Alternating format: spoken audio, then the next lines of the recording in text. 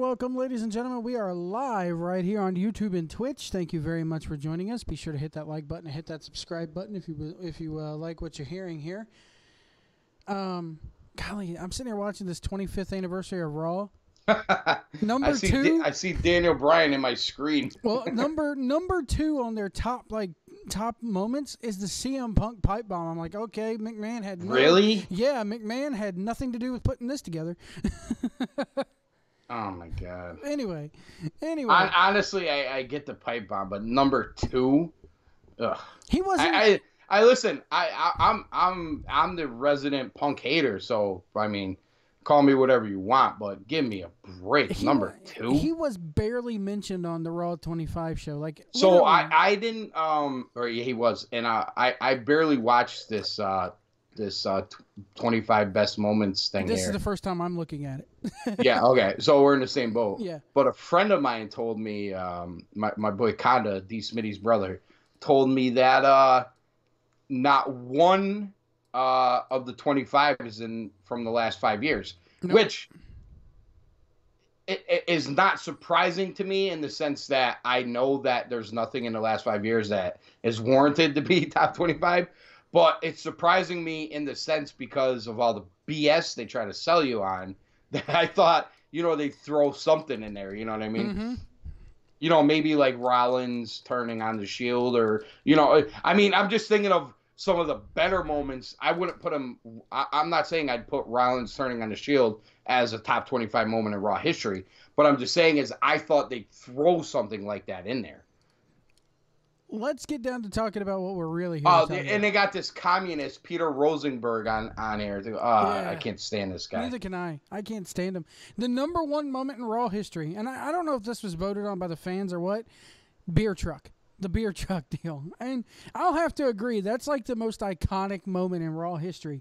Whenever somebody thinks about Raw and top moments from Raw, this damn spot with the beer truck. There. Yeah, I mean, I think it's mine. Can I give you mine? Sure. You can call me crazy, and I know I'm a big Jericho mark, and obviously I'm the biggest Rock fan ever. I thought it was Jericho's debut with the Rock. The whole setup and the payoff with the debut and everything, and the beer trucks thing's great too. If you want to call that 1A, you want to call that number 2, great. I just think that Jericho debut with the Rock in the ring and everything else with the Y2J and the countdown. I just thought it was just some of the most well-done stuff they've ever done. Yeah, the whole countdown to the Millennium thing, that's my number 2 moment, honestly. Okay. I mean, that's fine. I mean, to me, that's up there, though. You know what I mean? Like, listen, you can argue best and worst and all that, always, in any argument. But, when you're talking about 2-3 moments that are the top 2 or 3 moments, that's what it's all about. I mean, I think everybody knows what these top moments are, Oh, yeah. And they all kind of stem from the same time frame too, which is no surprise. I mean, if you look at what the ratings were then, and not to get off track here, but this moron Peter Rosenberg has a black jacket on. Yeah, I saw that with the sparkling PR. Is he not the biggest fucking mark douchebag in America? Yeah, it's like in the style of the Bobby Heenan jacket with the instead of the BH, he's got the PR on there, and I'm just like, oh my god, you're a fucking twat. I don't want to turn it into a Rise of Liberty episode, but that guy is a communist. That's all I'm gonna say. He is. And as you well know, my fandom of Mike and the Mad Dog, and especially Mike Francesa, and he's now off the air in New York, and I haven't found a home for my, late afternoon sports listening. They took Francesa off the fan? Well, his contract was up. And he didn't renew it? It wasn't renewed, yeah. December 15th was the last one. I actually did a show kind of thanking Mike and the whole thing. But whatever. It sounds like when his non-compete is up, he's going to be doing something. But whatever the case may be... Do you think he goes to Satellite and joins back up with the Mad Dog? I don't think so. Really? I think he's going to be doing internet radio, podcasting. I think that's what he's going to do. I just think he's, I mean, he could do it from his home. Yeah. You know what I mean? He's getting up there in age. He can control his content. I mean, he has a following where, you know what I mean? Like he doesn't, once he puts it out there, he's going to get listened. So I don't think he needs to I don't think he needs somebody to get his content out there. He could do it on his own, really. If he's a smart guy, I'm sure he could figure that all out. But as far as like late afternoon sports listening, like when I'm getting ready for work, if I have to work the night shift or whatever, now I'm listening to podcasts, not live, like whatever I'm listening to. In the past, I'd listen to him, but you got the Michael K show, which isn't great, but I get the New York sports talk, the Yankee talk, the Giant talk that I want out of it, with Michael K and Don LaGreca, which is the brother of, I think his name's Dave LaGreca. Yeah, the one Busted Open guy, yeah. Busted Open, yeah, it's his brother. But Peter Rosenberg is their third. Oh, God. And I can't stand, I refuse to listen to the show while he's on it. And it's all political shit. I don't want to get into all that. But either way, I won't listen to it. He's on the show. So whatever the case may be, I won't listen to that. And then the Fan replaced Mike with Chris Carlin, Continent, who's one of Mike and the Mad Dog's old producers. A female who her name escapes me, who actually, to be honest with you, from what I listened to, is probably the best personality on the show. Dude, I'll be honest. I there's have a lot no of females. problem with women in sports, and she's the best personality on the show. But then you have Bart Scott, the former Raven linebacker, former Jet linebacker, who knows nothing about baseball. And anybody that knows anything about New York sports talk, you cannot get through February to November without knowing baseball. I'm just sorry. Major League Baseball in New York and this market is the number one thing. February to September. If you can't, or even to November, if one of the teams, the Yankees or the Mets, are in the playoffs. But either way, it's a sad state of affairs in New York sports talk radio right now. Speaking of sports talk radio, they're going to have a lot to talk about in 2 years when the XFL perfect segue starts up again. Did you watch the press conference live? Because I live streamed it. I put like the press conference down in the corner of the screen and put my ugly ass on the webcam and did like you live streamed along with what they were saying? Yeah, I did like a live reactions and thoughts thing, and it's gotten close to, let me see, what's it up to? It's up there in fucking, it is at 465 views on the channel. Not bad. Hey, listen, my show with Castro Gemma, the Bellator fighter, and when we were doing the Conor McGregor stuff, I noticed was kind of sifting through your YouTube. We were at like 850 last time I checked. That's not bad. On my YouTube or your YouTube? No, on your YouTube. Oh, okay. Nice. I didn't even. I was about to hit up White, be like, listen, put my content on YouTube. I'll put your content on iTunes and Spreaker. I got the own. Maybe we have a deal here. I didn't even notice that. What day was that? It was probably in July. If I don't remember the exact day, it was in July. I think it was the Remember how I did the Conor Floyd build-up? Yeah. I think it was the second installment. Nice. Anyway, the XFL, 10 teams, and 40 people on each team. There's going to be I even said which isn't enough, but no. Okay.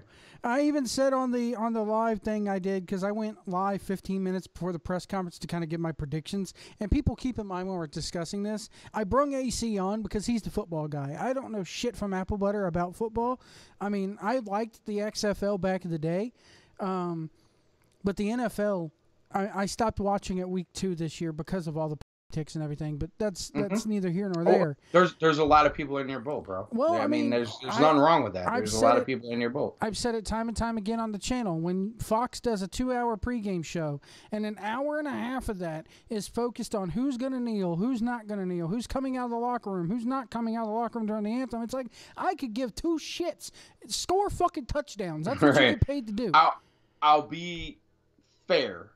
As the season went on, and after Trump destroyed them in this argument. That was during week 2.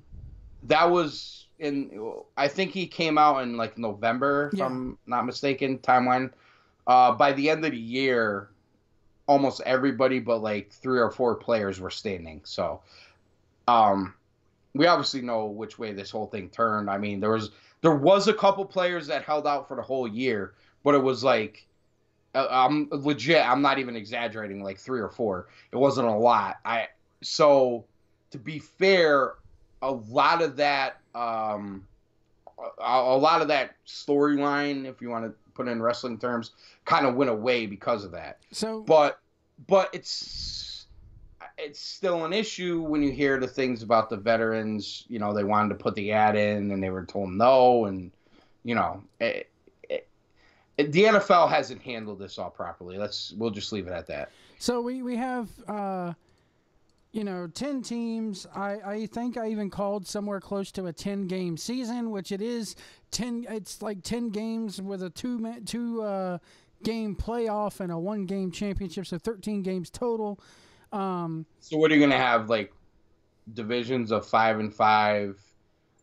I think you do the East top and 2 West. teams You just do play East a and playoff West. game. The winners play a championship game. I think you do East and West. Everything east of the Mississippi is a division. Everything west of the Mississippi is a division. Well, when you're a startup league, business-wise and travel, that would make sense where you don't have across coast, you know what I mean, like east to west trips, which are expensive. So, that kind of makes sense. But I'll be honest with you, before we get into this whole thing, I didn't watch the press conference. I didn't listen to Vince McMahon's talk about it. Well, there was a lot of I don't knows. The second, I didn't expect him to take questions from the media because it played out very much like a Triple H WWE press conference where he was in the WWE studios with an XFL backdrop behind him, pretty much. And he was sitting in Stanford. Yeah, Let's be honest. Even though the offices are right across the street from WWE, and this is supposed to have nothing to do with WWE, this is totally separate than WWE. Why are you using WWE's production team? Why? Right. I mean, and the simple answer is he owns the shit. Very WWE like. They did. The graphics look very WWE like. The whole thing looked like a WWE press conference. But anyway, so. And immediately when he starts, he's like, we're going to listen to what the fans want. This is, I was full well expecting the same old, where's my football, Vince McMahon? But we didn't get that. I even said prior to the press conference, if he was to come out there and do that shit, the same shtick he did in like 2000, it would have been dead from the start. But he didn't. It was a different Vince McMahon. And, so... That doesn't mean he's right either, though. No, not at all. I'm very much on the fence about it. I'm glad to see some competition for the NFL. I think NFL needs competition. College football is not competition for the NFL. Even this isn't real competition for the NFL because it's not running directly against it. But all right, I don't want to cut you off, but let me stop you there. Let's be real here, though. I understand, and listen, I've had this argument with many people, so I'm just kind of preaching to what I've been saying all along. And this is before the press conference, after, I don't care. The bottom line is this: competition to the NFL. Let's just take that at face value here. The NFL, excuse me, in this year that's so bad for the NFL that everybody wants to paint this picture that. And listen, I'm going to call my boy D. Smitty out right here. He's told me that the NFL isn't going to be around in 5 years, which is the D. Smitty. I love you, bro. That's bullshit. The dumbest thing I've heard. So the NFL, which is a $10 billion a year corporation, $10 billion. Okay, let's put it in perspective here, people. $10 billion is now at $9.5 billion in trouble. They're not in trouble. Listen. They had a bad year. I agree. Things are down. I agree. But they're still way ahead of everyone else. And Vince McMahon cannot compete with the NFL. And here's the other point that people need to understand. And Joe, I'm not trying to give you a hard time and call you out.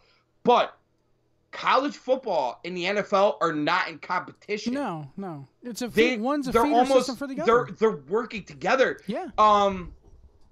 There are stipulations in place where the NFL doesn't play games on Saturdays all year long to give college football that platform.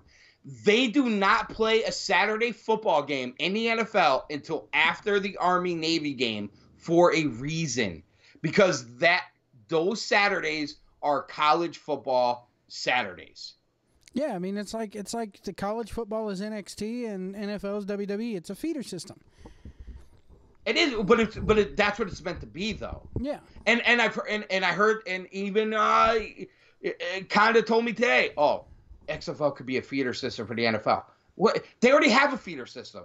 They have a billions of dollars a year corporation. Hold on. Look at it called this way. The NCAA is worth billions. Look at it this okay? way, though. The Major League Baseball, they don't Vince get McMahon talent. is not that rich compared to these people. Yeah, but I'm sorry, he just isn't. My point is, he doesn't get talent. The MLB does not get talent just from its farm leagues. They got to, in college. They go to Japan and sign Japan. They sign out of the Mexican leagues. They sign out of Canada. Well, absolutely. So why couldn't NFL to sit there and say that the NFL is not going to get anybody out of the XFL? But they've had NFL Europe. They have the Canadian Football League. You had the UFL. Okay? And this has been tried before. Forget the fact that he's already failed at this once. This has been tried before, not even counting the XFL. Yeah. They all fail because here's the reason. And this is me. I'm going to take my wrestling fandom out of it and talk about my sports fandom. And here's the reason why this is not going to work. And this is the soup to nuts why it will not work. When you are watching pro sports, when you are watching the professionals, if you're watching the NFL, if you're watching MLB, the NHL, the NBA, it is the best of the best. And granted, yes, they pull the best of the best from around the world. There's Japanese baseball players. There's baseball players from Latin America, all over the place. You have baseball players. Remember, you have football players from other countries. You have basketball players from all over the place now, especially Western Europe and everything else. Listen, the bottom line is this. The XFL cannot pay players more than the NFL can. Nope. They just can't do it. The dollars aren't there. So where are you getting professional athletes to play football? One of the biggest bitches about the NFL this year, aside from the kneeling, is the fact that the NFL quality of play has dropped. Maybe too many teams, so many injuries, blah, blah, blah, blah, blah. So everybody's saying the quality of play sucks. They can't field the team. When a quarterback get hurt, when the main quarterbacks like Aaron Rodgers gets hurt, games suck because we have to watch a backup. So where are the XFL getting all these professional players from to put forth this great product? Listen, you could tell me about the rules. You could tell me about the replays. You could tell me about simplifying things. I'm going to simplify it for everybody right now. It's professional sports. The best of the best. The best of the best are still in the NFL. And the XFL is not going to get those players. And unless they do, it's going to fail. Yep. Bottom line. And now, here's the thing. Could they sit there and say, okay, let's say college athlete goes to the combine, doesn't get drafted, doesn't get picked up by a team. WWE, the XFL is going to come in and obviously pick up the scraps from that. Or do you think it's, hey, we'll see you up in Canada, we'll see you in the arena, we'll see you out in the UK? I mean, are you asking me could it provide an opportunity for a guy to play and make a name for himself? I mean, do you think that's where WWE Vince is going to scoop this up from? That's where he's going to get his talent, is the leftovers. Of course he is. But then you're also going to have guys like The Rock who didn't make it in the NFL, didn't make it in the CFL, now he's going to try for the XFL. I hate and that. He ended up in wrestling because he couldn't make it in football, which was the best thing that ever happened to him. Don't get me wrong. But I'm just saying is like, you're still getting like the third and fourth best players, if that. Yeah. And now you're in a league now where there's so many injuries. Like take mine and Edwards teams. The last week of the season, the Giants played the Washington Redskins. 43. Get this in your head. 43 players on IR before the game started. Not mentioning the guys that got hurt in that game. They could have fielded 2 starting teams out of all the players that were on IR. So if all these players in the NFL are now getting hurt, you're talking about 53-man rosters, plus all these players that get hurt. This is thousands of players. It's in the thousands now. So how is the XFL even at, what'd you say, 5 teams? It's 10 teams. 10 teams, 40 players a team, right? That's 400 players. 400 players. Where are you getting even 100 pros, real pros? I'm not talking about guys that are just paid and called pros. I'm talking about real pros. Well, and everybody with this, Johnny Manziel, Tim Tebow, blah, blah, blah, blah, blah. These are still guys that did not make it in the NFL. Yeah. Let's be serious right now. I mean, Manziel won the Heisman, didn't he? I mean, he won the Heisman in college football. It's a very different game. Yeah, and then he went into the NFL. But remember, Aaron Rodgers got hurt. How many times did the Packers pick up the phone and call Johnny Manziel or Vince Young? This is the other names I heard. Or Tim Tebow. They didn't call any of them. Nope. They played with a guy nobody knew and lost every game other than when they played the 0-16 Browns because they know these players still stink. Mm-hmm. Okay? And listen, I don't want to say they stink in the grand scheme of football, but in the grand scheme of the top percentage of football players, they stink. Yeah, there's a reason why they're not in the NFL. You can make the rules what you want to make it. And here's the problem. People are going to tune into the XFL and be like, I want something outlandish. They didn't get it last time. They're not going to get it this time. They're going to get basic football with subpar players, guys who couldn't make the NFL, and it's going to be boring and things nobody cares about. Make no mistake about it. It's very much minor league football that you're watching. The UFL tried this. Listen, the UFL had a team in Hartford, Connecticut, where the Yukon Huskies played their football. And the Yukon Husky football team stinks. They still get $35,000 a game, but they stink. The UFL team played there. The tickets were like $10 each. They had like 5,000 people in the stands. Jesus. So I know it's Vince McMahon, and I know there's this wrestling culture out there that still thinks Vince McMahon is this promotional guy. Here's the thing. I get it, but he's not going to promote football. Here's the thing, okay? Look at how many people watch Raw. 3 million people, roughly, every week, okay? During football season, they draw in the high 2 millions, okay?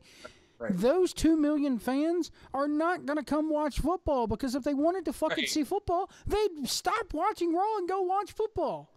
Right. Listen, if those 2 million fans were going to watch something else, they would have bought CM Punk's fight in the UFC. Yep. And as far as we could tell, it was a couple 100,000 that did that.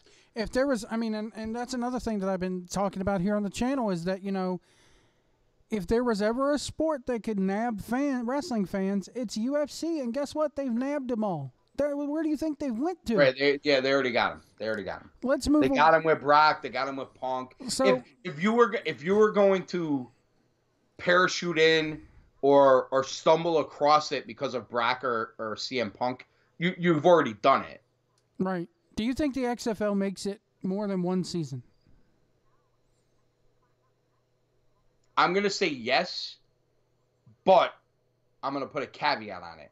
They're going to make it more than one season is because this is going to be your typical, we're doing better than you think we are because you're stupid, Vince McMahon, WWE type promotion. Maybe they'll have it on the network or whatever. They'll find a way to keep it going, but that's going to be all posturing. That's the only reason why it's going to be on there. Because let me ask you this question, and can someone answer this for me, please? All the major networks, except for ABC, ESPN. ESPN, it's the same thing. Yeah. It's the same thing. All of them carry Monday CBS. Night. All of them carry They football. all carry the NFL. You know what the NFL is going to say to them? If you carry the XFL, you don't carry the NFL anymore. Yep. So guess what? What do you think they're going to side with? With the kneeling, with all the bullshit, with everything else, they're still going to make $9.5 billion this year. And they're still making money for these networks. And they still have $10 billion TV contracts. That's not going to change because Vince McMahon wants to be involved in football. Even though it's happening in the offseason and the NFL is pretty much, you know, Even though the NFL is not in season in late February, let's say this happens 2 weeks after their first game is 2 weeks after or a week after the Super Bowl. You still think the NFL would go, don't carry that? Because it's not going to affect the NFL either way. It's happening in their off season. They still might, though. I don't. Well, yeah, but that doesn't mean they don't have competition, though. That doesn't mean. So listen, this idea of having football and non-football season, like again, it's been tried before. Hell, people have not only saying, by Vince McMahon, this has been tried before. This is not the first time, okay? And people have been saying that listen, they used to, the UFL played in the summer. Oh God! Like this has been tried before. This is nothing new. You can act like it's something new, but it's not. Anybody with a brain knows it's not something new. It's still not going to work. Plus, you got baseball spring training, which is a big deal in a lot of the major TV markets. It might not be a big deal in Paducah, fucking Alabama. Paducah. Yeah, but you want to know what they're doing in Paducah, Alabama right now? They're like, oh man, which 450-pound lineman Nick Saban gonna bring in this year? And look at that Hawaiian quarterback we got, because we're gonna win another national championship. You know what I mean? They don't give a fuck about the XFL. That's how people talk in Alabama, according to AC folks. Roll Tide. Roll Tide. Hey, roll. Listen, if you're a red state, I'm on your side. So I ain't trying to come at you right now. Roll but Tide. no, roll. but Joe, you know what I'm saying? It's Yeah. like then you get in a so listen. So on March Madness, the first weekend, that's a thing. When Duke is playing Richmond at 12 o'clock, are you gonna?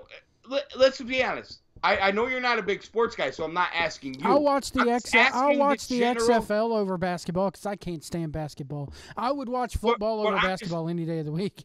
I'm just saying though, and the majority of the people, if the New York, firing statues versus the North Carolina Stunners are playing where the New York Red Bulls play because they can't fill any other stadium and they'll still only have 1,000 people, are playing on the WWE Network at 12 o'clock. Are you going to watch that or Duke versus Richmond on CBS at 12:35? We all know the fucking answer to that question. And that brings me to another thing. We're talking about broadcast. And that was going to be a question for you is, I don't think, this is going to affect WWE's network deal because their network thing is coming up next year for WWE.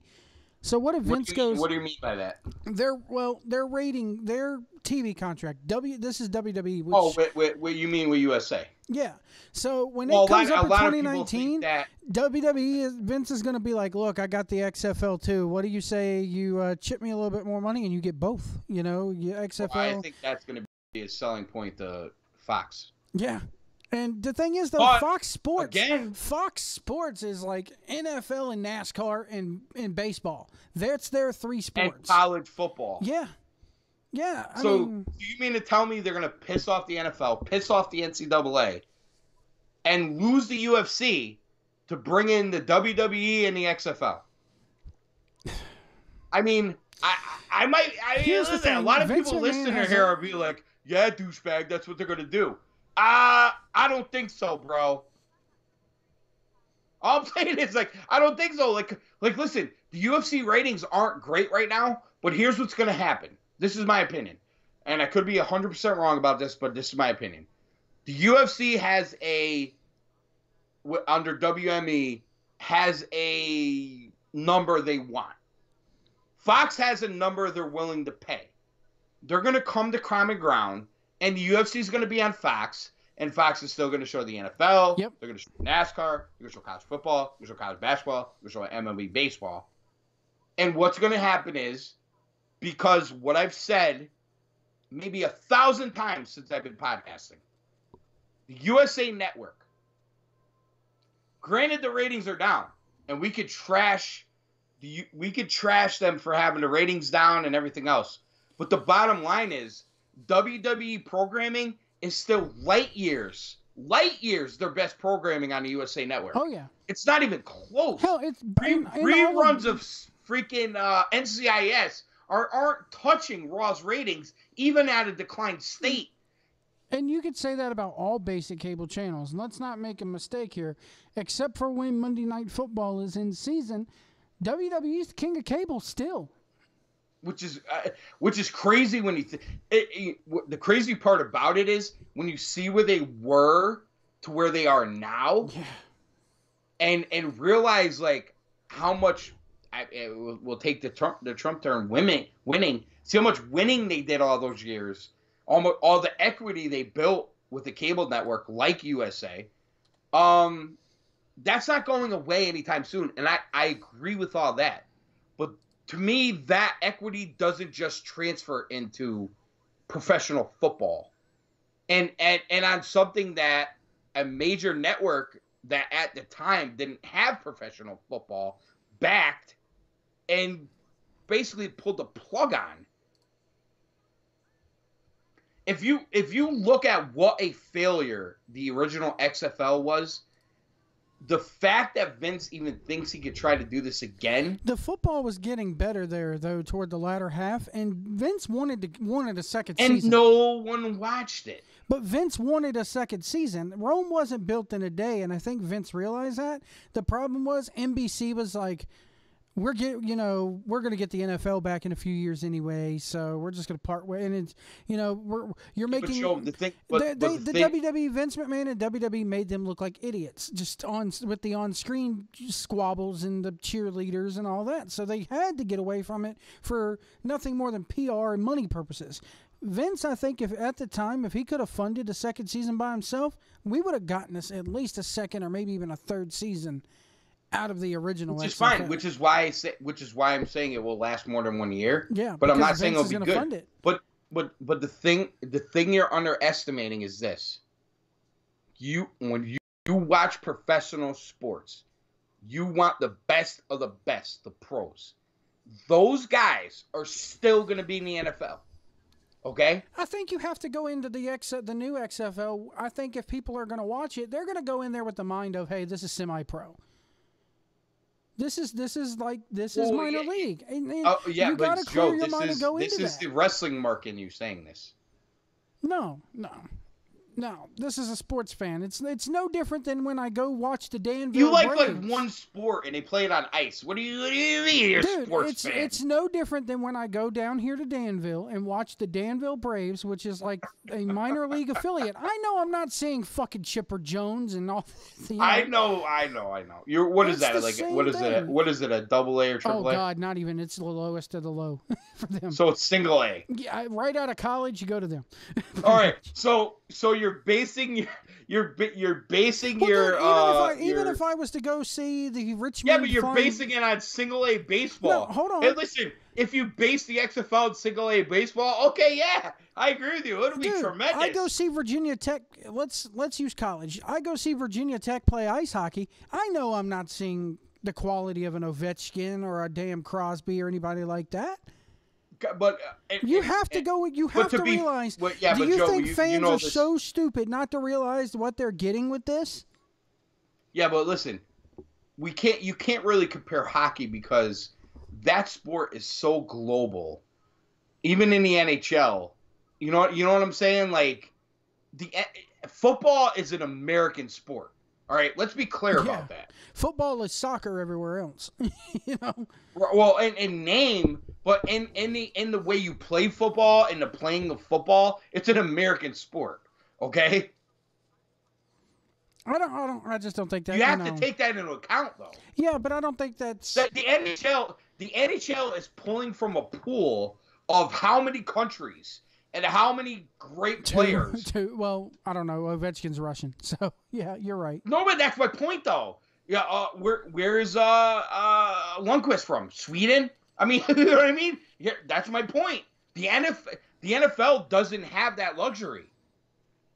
And the XFL definitely doesn't have that luxury. But what I'm saying is I think the fans of this league, if you're tuning in to watch this, Are you going to insult your own intelligence by thinking, "Oh, this is pro football at its finest"? No, I think they are, because I think the people that are excited about this are wrestling fans. But you think the fans? It doesn't matter if you're a wrestling fan. Do you think Do you think an average fan who watches football from week to week is really going to tune into this expecting it to be on par with the NFL? They know there's no comparison. Right, and that's the reason why they're going to lose interest. Then why watch in the first place? That's the thing. Why even check it out? And do you think they're just not going to check it out in the first place? Listen, I'll give you the blueprint. Look at the ratings the first week in the XFL, and look at the ratings the second week, and then look at the ratings the third week. Yeah. Once they realized it was horseshit football, they stopped watching. But they should have went in with the mindset of it, But then again, that's 10 years ago. Society's different. I think we're a little bit smarter. Here's my point. It's harder now, though, Joe. It's hard. There's more options. There's more ways. Listen, use Triple H's own shtick about TV. Everybody watches TV different. And this, and then they watch on YouTube, and they do. You know what's going to happen? The XFL is going to put 1 million clips on YouTube of all these great plays, these great hits, and these great plays. And all these millions of people are going to watch them on YouTube, and they're going to use that as the barometer for quality sports, when in all actuality, nobody's sitting down watching their horse shit, dog shit, as you said yourself, semi-pro football game. Do you think it gets on? Do you think they air games on the WWE Network live? I think they do, and I think they do too. I think it's going to piss off subscribers of the network too. But then again, what are you going to do? Well, why would it? Because you can watch anything on demand. Yeah, anyway. exactly. I mean, but what I'm saying is, there's going to be that one fan out there. If this is their plan to sell more WWE Network subscriptions, that might be the most brilliant part about it. Yeah, other than that, it's stupid. Then again, too, it's conflicting with WrestleMania season. But they're going to do just like they did the first time around. There were no NXFL games during pay-per-view days. They're going to put Johnny Manziel on fucking WrestleMania in 2020. Let's be honest. That's what's going to happen. Oh, well, the league will be already starting in 2020 by the time that happens. They should be, they're going to be at least 2-3 weeks, 4 weeks into the season. Quarterback show up. They're going to be a month into the season when this all starts. But my thing is, there's going to be that handful of fans out there that goes, why are they not live streaming the last season of Ride Along? Why do I got to watch the stupid? Because there's fans like me that at the end of the day keeping up with the Foleys. Yeah, but I mean, they're keeping up with the Foleys. Honestly, Joe, you want to know something? But there's going to be a handful of fans. Hold on, I'm going to give you credit. There's going to be a handful of fans like me that don't watch football on Monday nights. They watch their wrestling. That are wondering, why the fuck is football on my network? They're going to wonder that. And how fitting is it that the MLB people are going to be streaming XFL games? Like the people who do the Major League Baseball on demand do the WWE I know network. It's the same company that runs both networks. Well, because baseball has the most profitable of the streaming services. But Joe, I'm going to give you credit for a second. The last time we discussed this, you brought up something that I think probably would have worked better, and might have even been brilliant. Arena football. Yeah, I was sitting there going, why didn't he just buy the arena football? When you brought that up, I was like, you know what, Joe has a point, and I thought about it since you said it, and I'm like, you know what, you might have something there because the game's different. You don't need as many players. All you need is skill players. It's fast paced. You could even make it hockey-like with fights. You get where I'm going here. Yeah, but he's already in that press conference. He's looking at I know he's not. I know he's.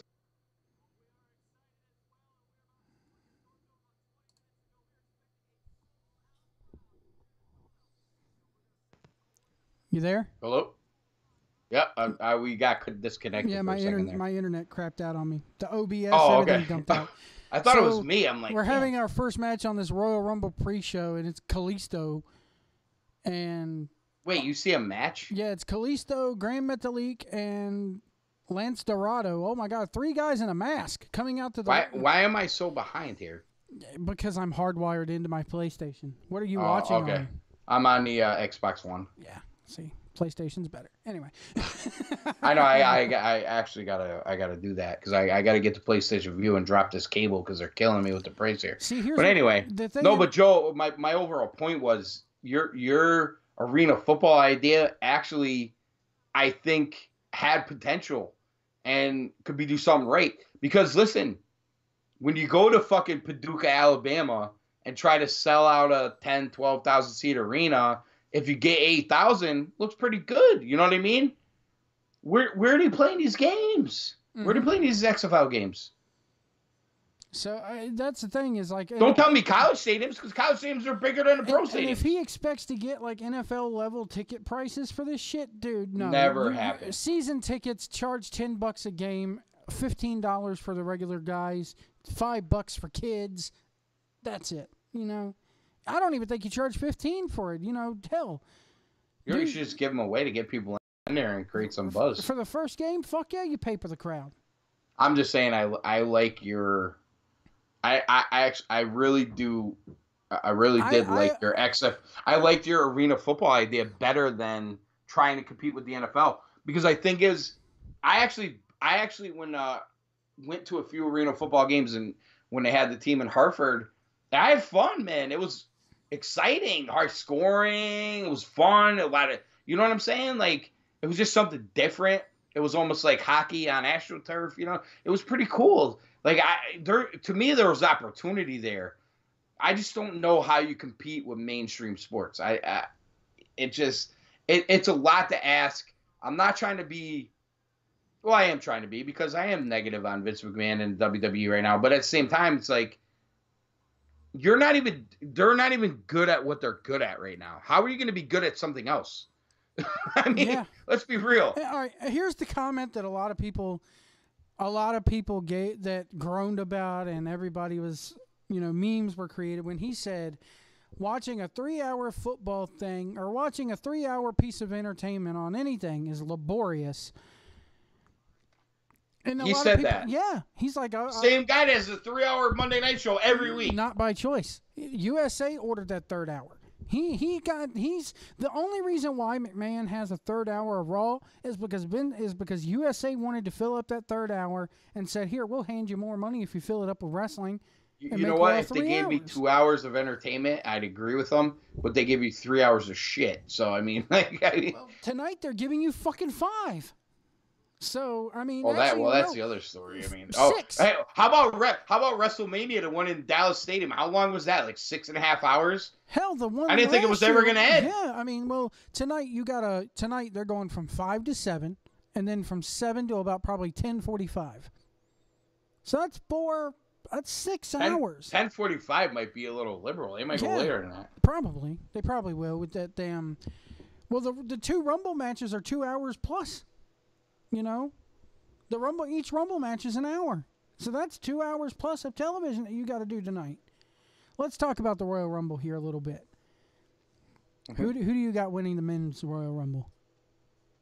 Who I have winning? Yeah, because I gave my predictions on the site. I'm curious to hear yours, because I think if Roman Reigns doesn't win it, Nakamura is winning it. Honestly, I'll say this. My dream scenario for the Royal Rumble was Nakamura to win it and him and AJ at Mania, which I know wouldn't have gone last, but I just think it goes over better in Philly for the Rumble, and it gives you a nice, I don't know, smart mark, heart fan, whatever you want to call it, match at WrestleMania. That probably people have been wanting to see them do a Wrestle Kingdom type match at WrestleMania. But it's not going to happen. It's not going to happen. It's not going to happen. My prediction for who wins the Royal Rumble. Boy. Somewhere in the, like, man, I'm divided. Part of me wants to see Nakamura win it, but what about Samoa Joe? He's injured. He's not in it. He's not in it at all. He was on the kickoff show for NXT last night and did a damn good job last night. I heard that. I missed it. So he's not competing at all. If he does, it's going to be a quick throw in, throw out. I think he's got a foot injury that he's dealing with. I just thought maybe that might create a nice Raw storyline if you want it. Here's the thing, though. Raw has the Elimination Chamber, so they really don't need a Raw guy to win it. I was thinking, what if, you got Balor? Here's the ultimate fanboy experience. It comes down to Balor and Nakamura. And they both go over at the same time, and they both decide to daggone. They say, okay, you both win the Rumble. You're both eliminated, so you both get it. And how about, because you were the last two standing, and so you get to decide whatever title you want us to do. And they both choose AJ, and you get Nakamura, Balor, and AJ in a triple threat match at Mania. The internet would blow the fuck up if that happened. I'm friends with too many career wrestling fans. It was not you. It's Diamond Dave Rosenbluth or Smitty with these scenarios. And I'm not saying you're wrong, and I'm not saying I wouldn't enjoy it. All I'm saying is, they're not going to do it. It'll never happen. That's just me pissing in the wind, But still, I think it's going to be honestly a big part of me thinks it's going to win it. Yeah, but a big part of me thinks Reigns is going to win it. It's going to be just like Royal Rumble in 2015. I think they're that arrogant to do it again. I think they are. I think they fucking are. And I think if it does happen, those goddamn fans, man. Like, I'm looking at this crowd right now. They're going to go insane. But here's the thing. They might actually have the first riot out of WWE. Here's the thing I'm noticing, though. I'm looking at what little bit of fans have already taken their seats watching this damn Cruiserweight 6-man. It's pretty empty, isn't it? Well, right now it is. They just it's like watching the Fight Pass prelims on a UFC show. Dude, check out this dive coming up. That's pretty fucking crazy. They do like a triple fucking... That's fucking crazy. Right, I see them all coming out on the floor now. Yeah, they do. Let me throw this at you because moonsault. It's great. Oh, I see. Okay, they're all going up to the top. Watch this. Watch. It looks good. I'll tell you, the Mania sign with the... oh, that is sick. That was pretty good. That was cool. I honestly like the Mania sign with the Mardi Gras type theme. The fleur-de-lis in the background, which is like their sign down in New Orleans. But let me ask you, I want to bring this up to you because I want to hear your thoughts about it. Ken Reedy put this on Facebook earlier today. You're Daniel Bryan, right? No. Okay, we'll get to Daniel Bryan. He said, yeah, we'll get there. He said, we still got to do New Japan too. Yeah. He said, he was like number 30 in the Rumble. Punk's music hits. Oh no! Crowd goes crazy, and it's Dolph Ziggler. Yeah. Dude, I will pop my balls off if that happens. I will actually laugh and say, you got us, Vince, if it doesn't.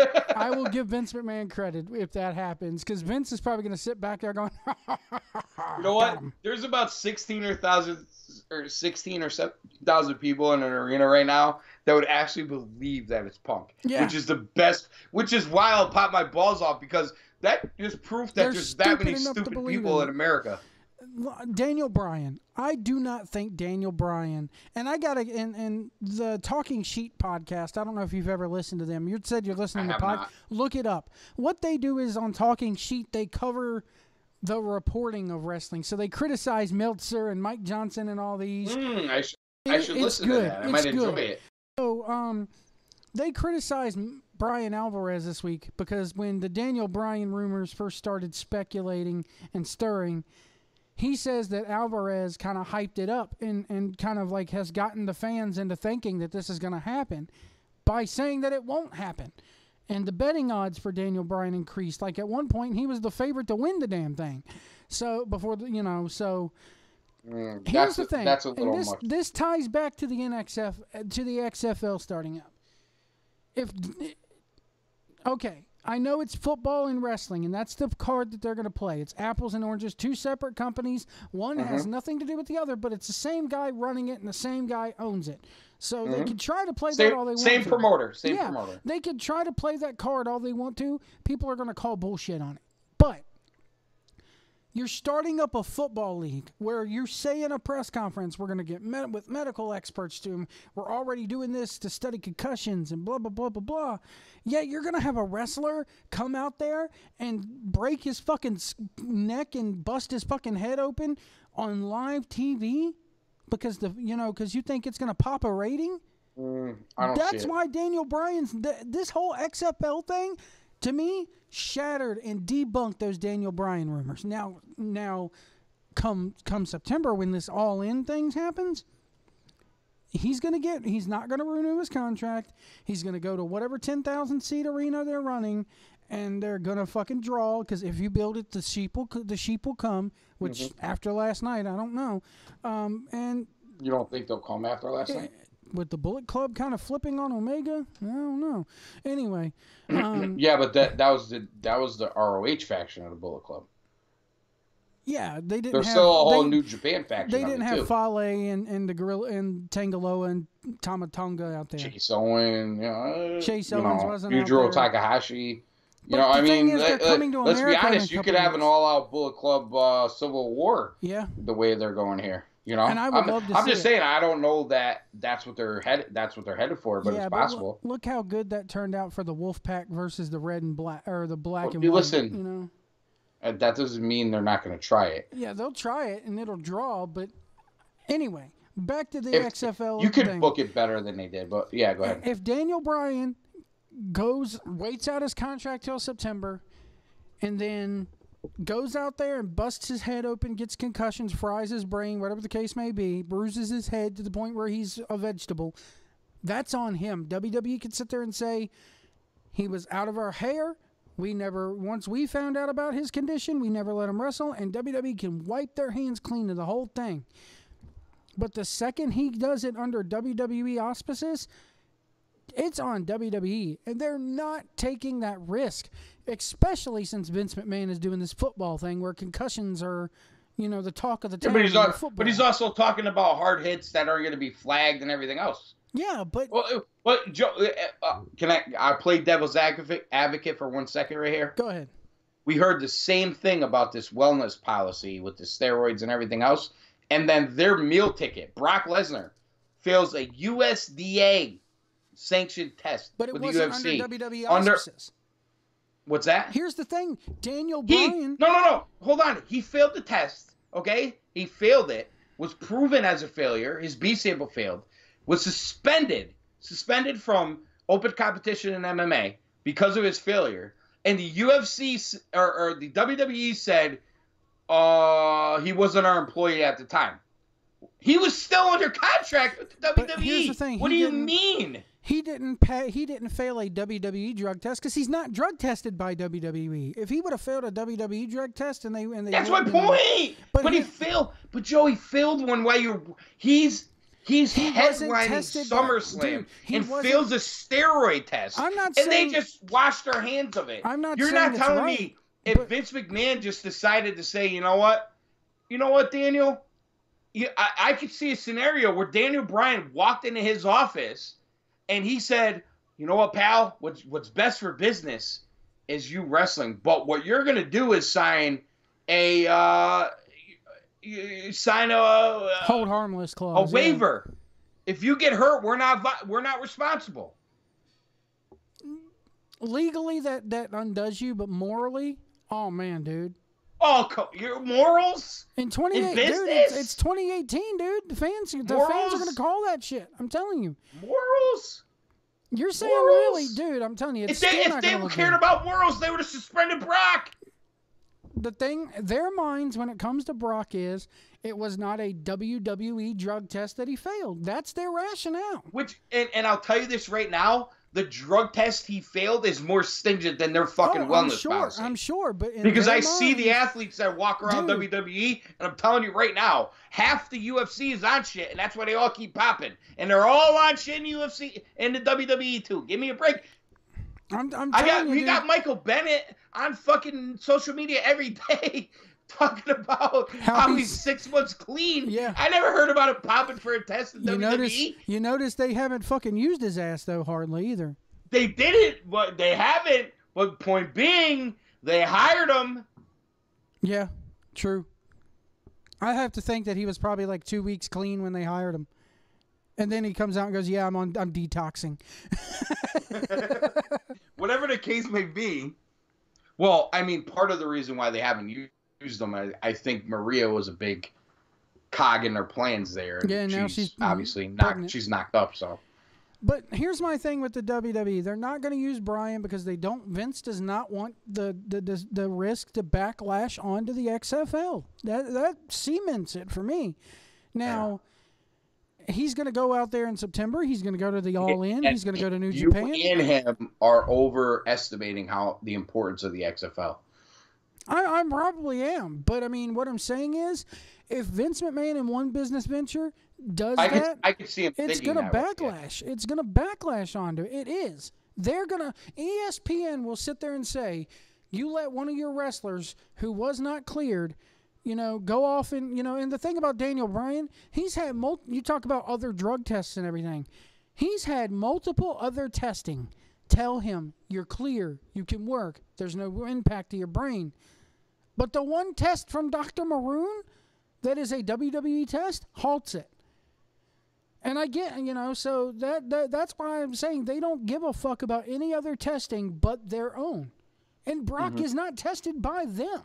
Daniel Bryan, however, is, and Daniel Bryan's stuff came up that you're fucked up. Well, in fairness, the situations are different too.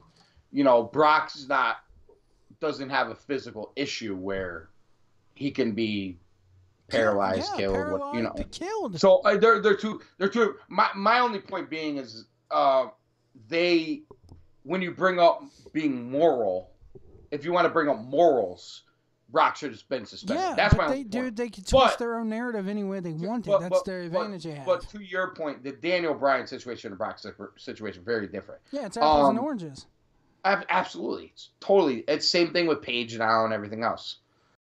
How much time do we got before we start here? We got time to do New Japan, or we got about an hour and 15 minutes. So we got time. Let's talk about NXT last night. That card from top to bottom was phenomenal. The only match that I have a really big gripe with was the women's match, even though I love the finish. But little too much Shayna Baszler. Yeah, it was like. But then again, you look at I think they're preempting Rousey. You look at it. Rousey's 3 hours after that goes off the air, look at Kenny Omega and Jay White. Kenny Omega whooped his ass for the entire damn fight, and then all of a sudden Jay White hits the damn straight edge or whatever he calls that move. The damn Sister Abigail. It's his Sister Abigail, and he wins. So. It's kind of like it's a quote-unquote fluke win, but it's not a fluke win. It's experience, and hey, look what I learned on Excursion in Jay White's case, and in he also case, joined Chaos, yeah. Which is a big... So, hey, listen, joining up with Gato is never a bad thing. Not at all. But my thing is with NXT, it was like that match was kind of almost boring to me until the last 5 minutes because it was like, hit a move, get your arm worked over. Now I'm going to hit a move. Then you're going to work my arm over more. Then you're going to work my arm over more. And then I'm going to pin you. It was boring to me until like the last 10 minutes or, 2 minutes of the match. And I'm, of course they had to 50-50 book the thing and have to get her heat. Baszler had to get her heat back. Mm-hmm. But that main event, I have not listened to Meltzer or anybody else, nor does anybody care, on the internet what Meltzer how many stars somebody gives something. Although the internet did lose its shit when he gave Omega Okada 6 stars last year. If he does not give this NXT match 5 stars or better, he's fucked in the head.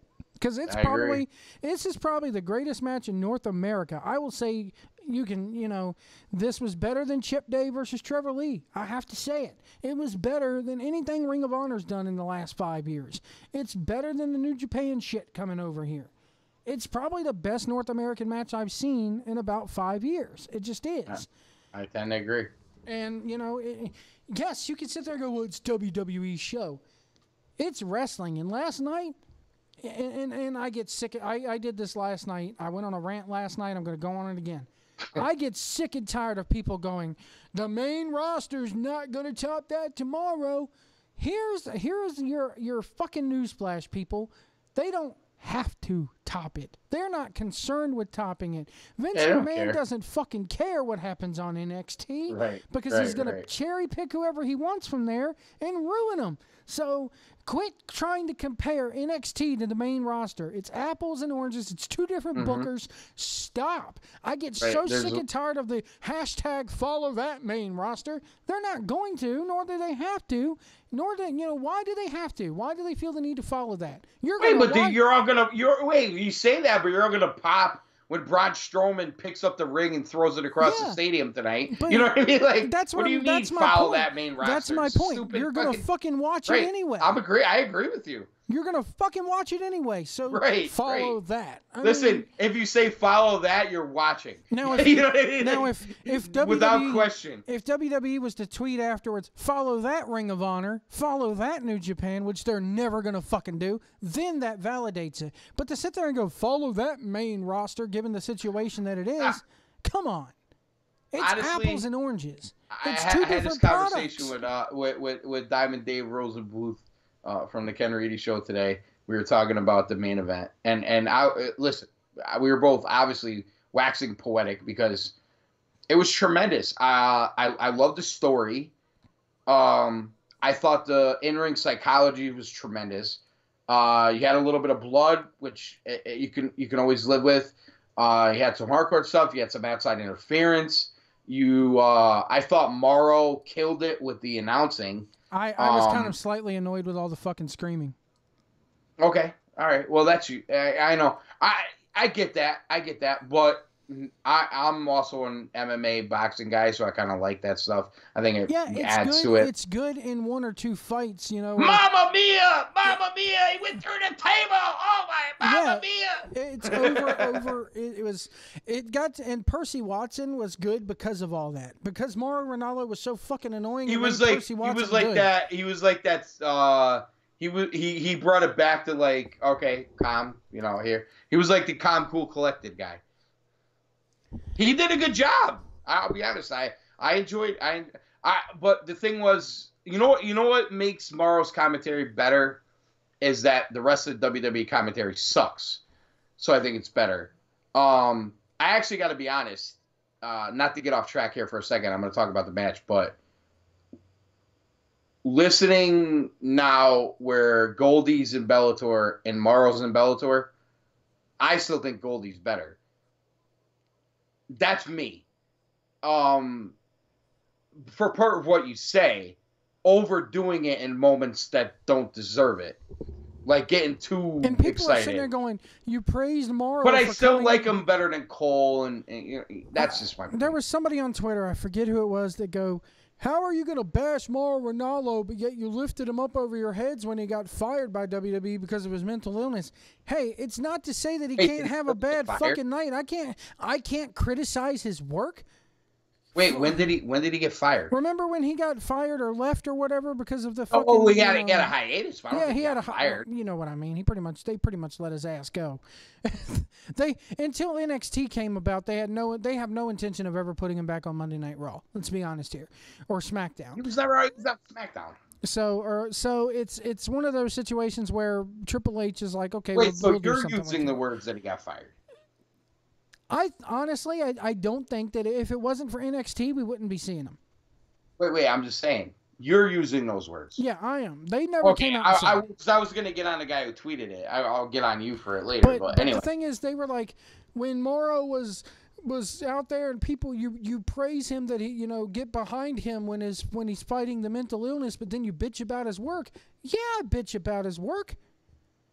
Because what happens? I mean, but in the WWE scenario in comparison, he's probably the best they got. I'm not allowed to. Yeah, he is, but I'm not allowed. No, you're allowed to criticize. Absolutely. It's like I'm not allowed to say that all the fucking screaming is annoying. I don't care if the dude has a mental illness or not. Bro, it doesn't matter if it's annoying or not. If it annoys you, it annoys you. Like, I've been dealing with quote unquote mental illness all my fucking life, so I think I could say this. The dude popped his fucking happy pills and went to fucking work. So that means he was on a level, had a level head, which means I could fucking criticize him. I gotta say, I view Morrow in WWE just because the commentary sucks as the best guy. Yeah. But I can understand your point where some of it's over the top. It was I agree. way over the top. And he made mistakes too. Listen, to be fair, I got all, and I love Jim Ross, but I got all over Jim Ross. Oh, Jim Ross has fucking sucked lately, man. I can't watch his work on New Japan. I can't watch it. Awful. His work at Raw 25 was awful. Well, that whole episode was awful, but whatever the case may be. I can't watch Jim Ross anymore. Why? Because he's old and out of touch with it. He doesn't know. Sorry. Great. And the thing is like, if I'm gonna get on Jim Ross for making mistakes, I gotta get on Morrow. In the Aleister Black Adam Cole match, he made a lot of name errors and things like that. Yeah. Like, I don't want to get on a guy, but I'm just saying is like, I mean, I'm the sure commentary he's a nice wasn't guy. flawless. I'm sure he's a nice guy. And the thing is like, listening in the sports realm and in the combat sports realm too, and just see, I match it up with Goldie on Bellator because they're both doing Bellator now, and it's going to be a little different because Jimmy Smith is gone, but whatever. But for the last 6 months or so, with those two are with Jimmy Smith, I like Goldie's commentary better because I just thought he was more even keel, and you know what I mean. Like this one idiot with the long hair behind Renee Young, just oh my god, Anyway, that's your typical WWE fan, folks. This guy jumping up and down with this goofy fucking smile on his face. And here's the other thing: if you're a wrestling fan and you like to woo at wrestling shows, I know it's the thing. Like when you're waiting for a match or the lights are down, my son does it when we go to WWE shows. So. That's fine. That's 100% fine at a wrestling show. If you go to an MMA show and do it, just you're prepared to get your ass reevaluate your life, please. Speaking of crowds, last night the Too Sweet. It drove me crazy. Now you know what I was saying when it drove me insane. That's why I tweeted you. Cause I was listening to this. I'm like, this is driving me insane. And I didn't know whether it drove you insane or not. Well, I knew. I hated it. I didn't see anything that because I honestly didn't do a lot of social media in the morning because I was trying to. There was UFC on Fox, there was NXT Takeover. I was trying to avoid spoilers, so I didn't do a lot with social media. But I'm like listening to this crowd, and I'm like, this is annoying as fuck. I was like, I know way it had to be going crazy right now. Every 2 count. I went to Queen. They drove me crazy on Monday in the Manhattan Center there with the Too Sweet, woo woo, Too Sweet, woo woo. Mm-hmm. Are you kidding me? For Finn Balor and Doc and Carl. Do you realize the Woot Woot is Marty Scurll, who joined the Bullet Club like 8 months ago? Yeah, do you realize that? That's a freaking ROH chant. Dude, they do it at indie shows everywhere. I went to Queens of Combat 2 weeks ago, and this is an all-women's wrestling show at the Mid-Atlantic Sportatorium, the same building, that's sacred ground to me, where that shit doesn't have to happen, or doesn't happen. It doesn't belong there. And granted, it's not a CWF show. It's all women wrestling. I got to see Lufisto live for the first time. It was great. But the first show, it was a doubleheader, double shot. The 4 o'clock show, none of that shit happened. Fans were awesome. The most you got was a "This is awesome" chant, which even that doesn't belong in that building to me. But anyway, because I'm biased, I'm just am. The second show, they started doing that Too Sweet and the one fall. And I literally yelled out, "Knock it off, fuckers, not here." And you thought I'd killed somebody by telling people to knock that stupid shit off. And I sat there live, and I sat there, at Queens of Combat, and watching this show last night, the NXT show last night, and even on Raw 25, it confirmed why I don't go to independent wrestling shows except for CWF anymore. I can't stand the fans. I can't stand. Meltzer all the time goes. I'm not even going to try to fight you off, bro. Dude, Meltzer all the time on his shit goes, well, the crowd likes the shit. The crowd likes the dick grabs. The crowd likes this. And I'm like, that's my point. I can't blame the wrestlers. I can't blame the Bullet Club. But I can blame the fucking fans for thinking this is good. And I do. My war is no longer with the Young Bucks. It's no longer with the Joey Ryans. My war now is with the fans. And until this shit stops, I won't go to any other indie show except CWF. I can't do it. The crowd annoys the piss out of me. Part of me wanted to leave that Queens of Combat show, but I'm like, no, that's disrespectful to the wrestlers just because the crowd's acting like a fucking idiot, you know? Right. So my war now is I hate that shit. And they're still, Ty Dillinger has not been on that damn NXT roster for how long? They're still doing the 10 Oh, so annoying. I hate that chant. So let's talk a little bit more about the I want to talk about Cassius Ohno because I did get on him hard, and I want to see what you think about this. Every podcast that I listened to recapping NXT last night said that it's time for Cassius Ohno, Chris Hero, to get new fucking ring gear. You want to let your weight go. You think you can still do the flip flop and fly as a fat dude, which you can. His work is good. And I'm no skinny motherfucker myself, but if I was in that ring, I would cover my fucking flab up, you know. I would cover my every time he goes to throw a kick or something, and the fucking cottage cheese thighs jiggle for 5 fucking minutes straight.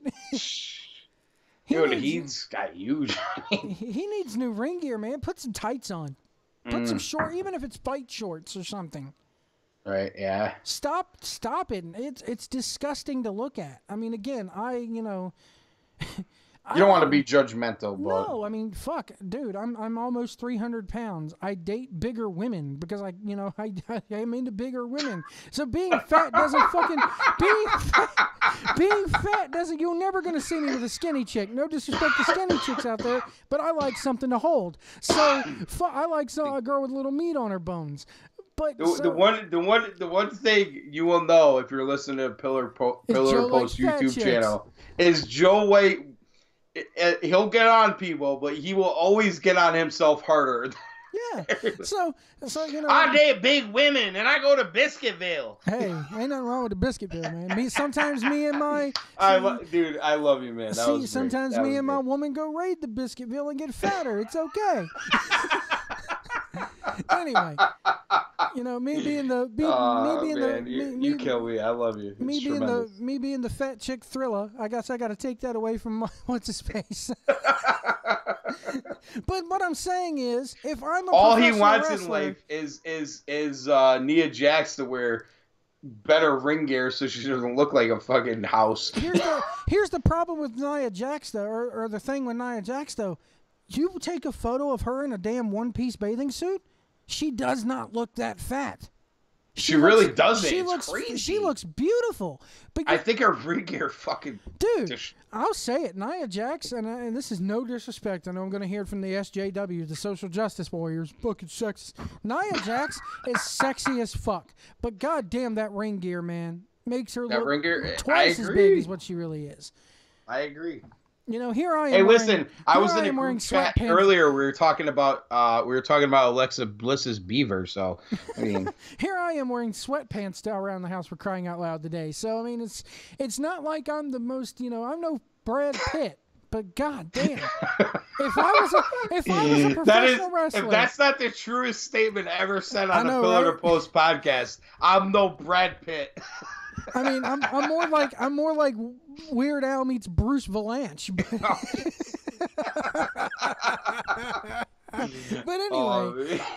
But anyway, I'm 10 times more lovable though. We're off the rails now, folks. But anyway, we got an hour left. But anyway, my point is if I'm a professional wrestler, if I was to ever get in this business, and I was a big guy like I am now, I would cover my ass up. I'd be wearing those fucking long sleeve Under Armour shirts and fucking long pants. You wouldn't see a drop of skin. I would even wear a mask probably. You would not see a drop of my pasty white ass skin nowhere. You'd be like, they got this guy up here now. He's called the American Sumo. Oh, God. Dude, I can't even watch him wrestle. The flab, it's just like, it's disgusting. Now, if I'm not trying to be judgmental and shit, but come on, bro. This is the one The time... gimmick, honestly, the American Sumo gimmick, it sucks too. I'll tell you that. I'll just throw it out there. This is the one time you will ever hear me really agree with Vince Russo. If it's part of your gimmick, like Yokozuna, like a fucking Beer City Bruiser, where he's fat and he drinks fucking beer, but he can work. Right. That's it works for but that works for the Bruiser. Yeah, it works because it's his gimmick. Right. He's turned his fat into a gimmick. It's okay. Right. But Kevin and Owens, Yokozuna, the sumo thing worked. But this American Sumo is just flab. It's disgusting. Well, even when Knockout, he's the knockout artist, Cassius Ohno, and when he goes and hits that roaring elbow, and his fucking thighs are sitting there jiggling after he stopped moving, it doesn't look good.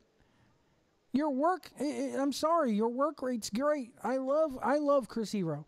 But my thing is, I want to, and even they put this video out. On WWE.com about Chris Hero. It was like a mini documentary talking about why he loves wrestling and everybody's too sweet for Doc and Carl now. Sweet. Luke and Carl. Yeah, one guy out in the front row dressed as Where's Waldo. That's too pretty sweet. damn funny. Too sweet. So even though these guys don't even know who Marty Scurll is, but no, okay. they don't. Well, it's Philly. They don't know who Scurll is. Yeah, but it's not only there; they did it in New York. Yeah, well, the New York knows who Scurll is. Hey, did you see Brock Lesnar guy crying on? Oh, you're not an Instagram guy, so you probably didn't see it. He was crying on Instagram about the format for Monday. Oh, that they didn't see anybody?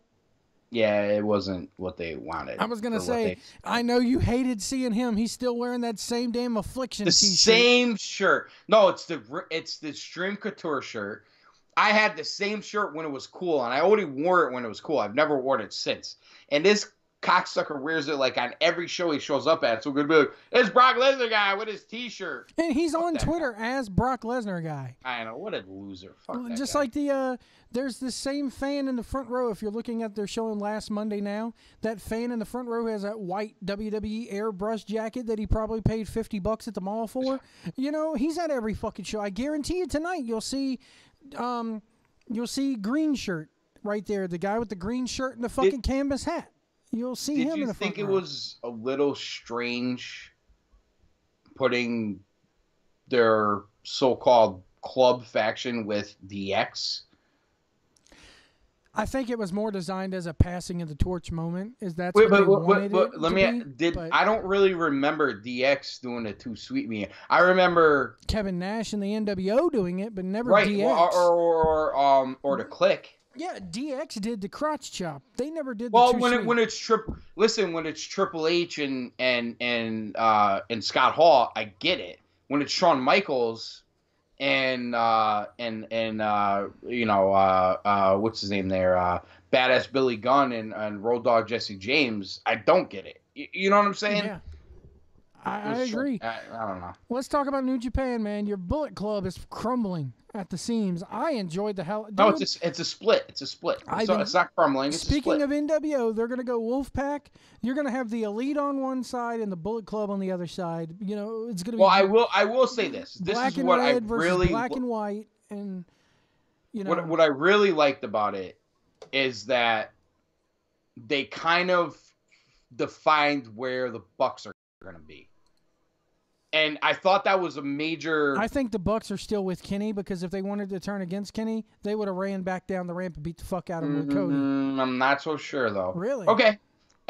Honestly, if the Bucks are with Omega, it doesn't work. They got to be with Cody. Do you think that being the Elite and all that shit will continue without Omega? Absolutely. I think that's more of a young... That's their No, because here's the thing. What you got to realize, that being the Elite and... The Elite, the Elite. That's all Ring of Honor stuff. I don't know that that's that big in Japan. I don't know if the Japanese fan cares about that. So it's big, but trust me, because I've been in Ring of Honor arenas a few times in the last year. I love how y'all think it's two separate entities. They the New Japan people know what's going on in Ring of Honor when it comes to that Bullet Club. I'm not saying they don't, but what I'm saying is there is a difference to way Bullet Club's treated in Ring of Honor as opposed to New Japan. In Ring of Honor, it's Cody, Young Bucks, Marty, Hangman. In New Japan, it's them, yes, but it's also Kenny Omega, Bad Luck, But Rose of Omega Destiny. has made appearances on Ring of Honor. Hell, he's done pre-tapes for Ring of Honor before. Who? Omega. Yeah, but not a lot. It doesn't matter. It's Wait. still all one and the Right same. now, Ring of Honor. Who's the bigger Ring of Honor guy? Cody or Kenny? I would have to say right now, who's getting, as far as who gets booked. Ring of Honor. If Kenny shows up in Ring of Honor, who's the bigger guy? I'm telling you right now, I've been in the arena. It's Cody. Nah, man, Kenny's the bigger draw. In Ring of Honor? Yeah. It's Cody. I'm guaranteeing it's Cody. Dude, it's only like that for you because they use him more. It's not because he uses him. Bro, he's like Cody and the Bucks and Marty Scurll are their biggest stars in Ring of Honor. It's going to be interesting to see what they do, if anything, next weekend when they do the end of the New Beginning tour. I love the fucking angle. I loved... I like it. I love it too. I just think we're both on a different side of it. I really do believe that ROH faction is going to split from the New Japan faction, and that's going to be the divide. So you think it's going to be Kenny? It's going to be then you got to wonder how Kota Ibushi fits into all this because everybody's saying those. I mean, I don't know. We'll see. That's a New Japan deal. But I'll tell you this. This is what I'm. Obviously, I'm assuming because I don't have inside information, and I'm not saying I do. But my assumption is Cody, Bucks, Marty, Hangman, and then the rest of the Bullet Club. That's the split. So you think it's going to be like Kenny Omega, Tama Tonga, Tangaloa, Bad Luck Fale, and Chase Owens? Yujiro Takahashi, Chase Owens, and they have the other Samoan there, the real tall one. He's the cousin of. He's one of the cousins of the Girls of Destiny. I forget his name, but he's in the Bullet Club now too. And listen, they'll probably bring somebody else in for New Japan purposes. But for the Ring of Honor purpose, Cody, Bucks, Marty, Hangman, that works for their purpose. I think that they did it at just the right time, right at the start of 2018. I think that, honestly, I would have had them do this probably on New Year's Dash, right after the Tokyo Dome. But Jay White, the crowd was coming off of a horrible showing with Jay White, which was kind of... You put Jay White in there at Wrestle Kingdom with an already fucked up Tanahashi who wasn't going to give you his best anyway. Well, I think that was the problem with Jay White on that show. I love Jay White, man. I'm so happy that he won. I've been stuck on Jay White since the freaking Young Lion match on Wrestle Kingdom 9. I'm with you, bro. And honestly, watching that match, listen, I'm going to say out of shape, but we all know for Tanahashi, he was out of shape. Yeah, because he's injured. He's not going to give you. Of course, he's out of shape. He can't work out. Right. The one thing about the Switchblade thing was, I would have rather them kept him almost like a lone wolf. I wouldn't put him with Chaos either. I was gonna say and I understand WWE's fucked this up, but a Baron Corbin, lone wolf, I ride alone type guy. Mm-hmm. I wouldn't have put him with Chaos. But at the same time, I thought he was honestly, I thought he was joining the Bullet Club when Cody called his ass out there. I really thought he was going to join the fucking Bullet Club, and I'm like, you mean Omega? Omega, yeah. And I'm like, no, no. The whole thing about that was, it was almost. See, this is where wrestling companies lose me, because that storytelling, even for New Japan, was pretty bad. In the sense that, all right, the Bullet Club's about to. We're at a crossroads here. We need to unite, and what we need is Switchblade. And it's like, how is that uniting the Bullet Club? Like, what do you mean, bro? Especially after he just came off an injury to a guy that everybody knows is fucking injured. Yeah, it's so weird. Like, I don't even know why they went. Like, that was like, all right, we need to interject someone into this story to take the title off of Omega. So this is how we're going to interject Switchblade. To me, like Jericho, attacking wow.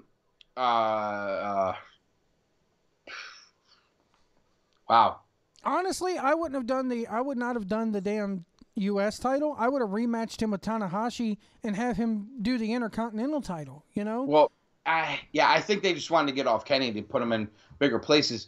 But no, what I was saying is the Jericho run-in on Jesus Christ. Naito?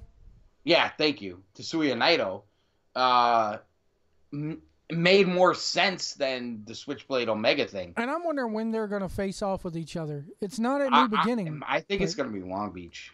Really? You think? Yeah, because it's the U.S. And honestly, makes a lot of sense, doesn't it? It makes a lot of sense because Plus, you have a Mexican following there, and he kind of made his bones in Mexico when he left for Excursion and everything else. My question was going to be, do you think this Bullet Club split is going to affect ticket prices? Because tickets are going on sale soon for Long Beach, and I'm like, no.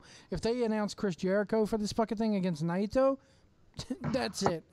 It doesn't matter what the Bullet Club is doing. Wait, you affect ticket prices how? Or not ticket prices, ticket sales, I meant to say. Oh, you mean as far as, and you hear this crashing because I dropped my phone, but I'm going to pick it up. What I mean is the Bullet Club thing. The Bullet Club is a huge draw, okay? See, here's the thing. But it's not the only draw. But No. But honestly, and I get that Kenny Omega is associated with the Bullet Club, but I do think there's a sense in the U.S. fan of that Cody, Young Bucks, Marty Scurll, Hangman Page faction being the U.S. version of the Bullet Club. And I'm not so sure that everybody just totally puts Kenny Omega like, oh, he's the leader. I think that's a New Japan storyline. You know what I mean? Mm-hmm. Because I'll tell you this, like, but it's a New Japan show when they come to Long Beach, so I expect some angles. The way Cody acts, he gives you the heel. He gives you all the heel stuff in both. Obviously, a little more New Japan, but in both. But at the same time, like when I was the last pay-per-view I was at, and listen, excuse me, I'm going to Ring of Honor back in Lowell in a couple weeks here, so maybe I'll get a better feel for it. But dude, Cody was over so huge. Mm-hmm. Like I could even see and just in that scenario, in that Ring of Honor scenario, not in the grand scheme, not in New Japan, not in worldwide. I'm just saying in that Ring of Honor scenario, where if Cody matched up with Omega that night, I obviously would have been epic. But I could see like a large portion of that fan base being like, Cody's our guy. Yeah. I mean, the thing is, you're talking because about the ROH fan, like, got behind Daniels, and then as soon as it was like, oh, Cody's the next guy. Oh, Cody's the next guy. Oh, we're with Cody. We're with Cody. Yeah. You know what I mean? And that actually kind of helped Daniels and Kazarian because they had a lot of promo material about guys, turning on him and everything else. I'm looking at the New Beginning in Osaka, which is taking place next weekend on February 10th, or excuse me, it's taking place February 10th. So a week from Saturday. So in 2 weeks. So it'll be and 2 weeks. There's no Bullet Club at all on this show. So far. Yeah, the matches are already set. They already got 9 matches set. There's no Bullet Club anywhere. Really? Yeah. I mean, they got Nagata versus Kitamura, Sho and Yo versus Suzuki-gun, Taguchi Japan and Michael Elgin versus Chaos, Taguchi Japan and Tony Makabe versus Suzuki-gun, Gato versus Bushi, Yoshihashi versus Naito, Ospreay versus Takahashi, Goto versus Evil, and Okada versus Sonata. That's the card. You're probably not going to get Bullet Club on that show. And they're going to make them wait for it because the New Japan thing in Long Beach. One of the most, it's just funny that you're going through that card. I feel like one of the most underutilized guys in New Japan is Bushi. Mm-hmm. Dude, Bushi is a stud with a capital S stud. And I think eventually it will come out. I know it's, with Los Ingobernables, like you have a lot of guys that are studs. Like they're all studs in Los Ingobernables. I get that. But Bushi's like that hidden stud. But you just wonder when you hear Gato, is it going to give Bushi a moment, or is this Gato's time to put Gato over? I think that the whole split thing that you're talking about may happen with the Ring of Honor thing and the New Japan side of the Bullet Club. You got that Ring of Honor Bullet Club and the New Japan Bullet Club. Because the next event after New Beginning is Honor Rising. And it's happening, and it's the New Japan Ring of Honor thing that they're co-promoting. Which makes sense to have a split. And it's happening in Japan. So at Corrigan Hall, so yeah, Corrigan Hall. So you figure, Guerrillas of Destiny and Omega and Yujiro Takahashi versus Cody, Marty, and the Bucks. You know what I'm saying? Like I'm just throwing names out there. It could be totally different, but I'm just saying is like you could see these scenarios happening. They after that, I don't know when they're coming to Long Beach. I think it's in July again. I'm not too sure. But I don't know. It's going to be interesting to see how it goes, and you got the world title situation with Okada. I think it's pretty safe to say that Sonata's not taking that belt off Okada. No. Sonata, no.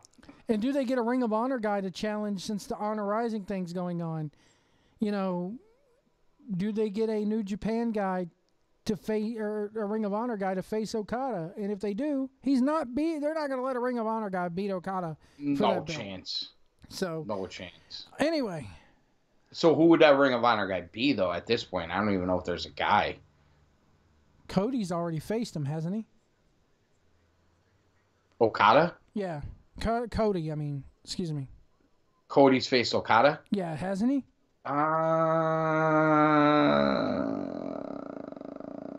Who's got the? I mean, is it? They're damn sure not doing champion versus champion and putting Dalton Castle versus Kazuchika Okada. I don't think Dalton Castle's wrestled in Japan yet. No, it's coming. Though. And Taven allegedly won or stole the ring. The Ring of Honor ring that Cody came up with. Taven wrestled Cody over the weekend and took the ring.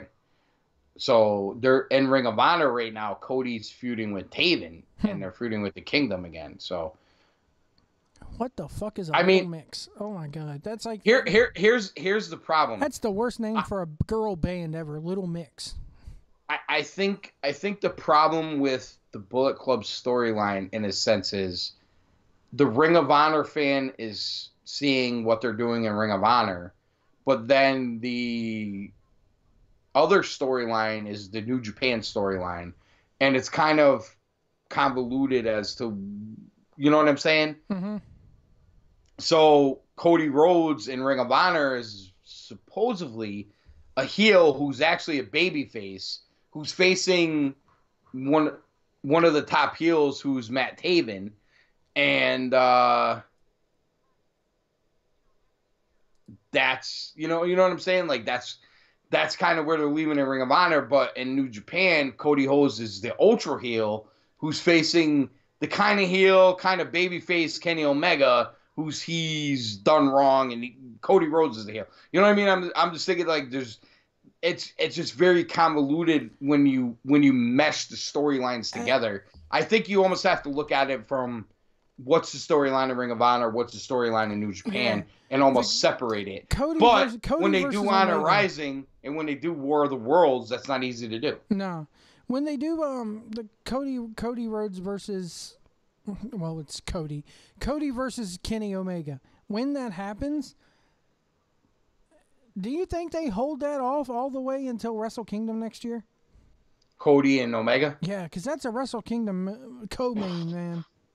That it is for us. I don't know. Is it for Japan fans, though? Yes, I think so. Based off the reaction last night, oh, man. Honestly, I will say this. We know Omega's deal. Omega's deal right now runs him to the end of January of 19. So him versus Cody makes a lot of sense because, of his deal. But if Omega was to re-up, he's big enough where he could still be the challenger to Okada and maybe be that first non-Jap who wins the title at Wrestle Kingdom and everything else. Nah, I think if you were going to do that, you should have done it last year. No, Because he New was Japan. at, dude, he was at, New, Omega New, was at his New, highest last year, I think. but this, you could say the same thing about Tetsuya Naito this year. Yeah, and I'm New sorry, Japan, yeah, but Naito, New Japan. This is Naito how they should have book won. things. Look what they did with Okada and Tanahashi. Yeah. Everybody said that about Tanahashi and Okada, where it's Okada's year, and Tanahashi beat him. And then the next year at Wrestle Kingdom, they sold it as the guy that Okada can't beat, and and this, that, and the other. And honestly, still to this day, I still think that's the best match I've ever seen. Tanahashi Okada. Wrestle Kingdom 10, where Okada won the title, I still think it's the best match I've ever seen. It was tremendous because it told an in-ring story. It was a great match. It was a New Japan style match. It was 45 minutes of crazy stuff. Mm-hmm. Plus, it told a great story. Plus, Kevin Kelly, and I want to say it was Carino that was with him for that call. They told the story, the redemption story. He can't get past like Morrow and what's his name were trying to do with Johnny Wrestling last night, where he just can't get over the hump, and he's got to win this match, and he can't get there, but he's trying. Then he gets there, which Gargano's obviously not at that point yet. But point being is that's the story, and I'm kind of tying two of our conversations together here, but. With what I... Who the hell's honking their horn out there? I'm by a main street. Probably somebody else wants to pull forward. Oh. With somebody that wants to remain to go forward with everything, like Morrow sold the story of the Daniel Bryan-esque story of Johnny Gargano last night, and that's what I love the best about it from his commentary standpoint. Now I get it, we're over the top to getting too crazy, yeah. But as far as selling the Johnny Gargano story, somewhat recreating the Daniel Bryan story, I thought was great. And the other thing we didn't bring up with that was the smash on the back with the crutch from Tommaso Ciampa. Yeah. And I'm a big Tommaso Ciampa fan. There were so many memes out there. Alumni from the Bethany Town Hall, the NEW Arena, Tommaso Ciampa. I thought if he didn't get over as a major heel when he attacked Gargano last time, he definitely did it last night. And just that one hit, and just the stare. He always called himself the Sicilian Psycho. Like, I saw that in him, and I'm like, oh, man, I love this Ciampa. Ciampa's back. It was tremendous. I love how there were all kinds of memes out there going, when the end credits thing pops up, that's when Gargano is about to get it. Right. But anyway, I think we're going to wrap it up here. Thank you so much for coming on and doing a couple hours. It's been really cool. And are we coming on after for a post show? I'm coming on after with a Rumble post show. Absolutely. If you want to join me, you're more than welcome to. Well, can I put a caveat to that? If I'm awake, I'll be here. If you're awake. If you fall asleep on the Rumble, come on, brother. You know me. If you fall asleep, I know. on the Rumble, you know me. I'm not gonna fall asleep for the Rumble. Anyway, look at Sam Roberts. Somebody please punch him. Punch Sam Roberts. I can't stand him, man. I really can't stand Sam Roberts. A lot of the shit that he says makes me wonder if he was not working for WWE, would he really do that? Would he really say that? This I know his fucking suit sucks. His look sucks. Yeah, he needs a fucking haircut. I'm sorry. Anyway, did you going back to Rosenberg? Did you hear? I heard a rumor the other day saying that Rosenberg actually pays WWE to come on their shows. And listen, he's a communist. It wouldn't shock me. it would shock. Fuck that guy. I hate Peter Rosenberg. I hope he listen. If WWE pays him, they need to reevaluate their talent.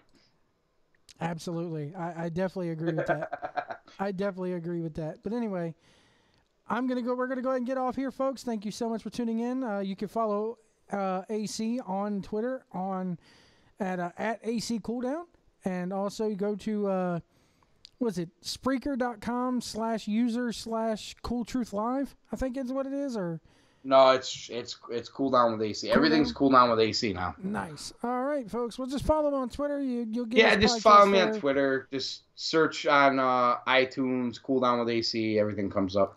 All right, folks. We'll see you after the Rumble.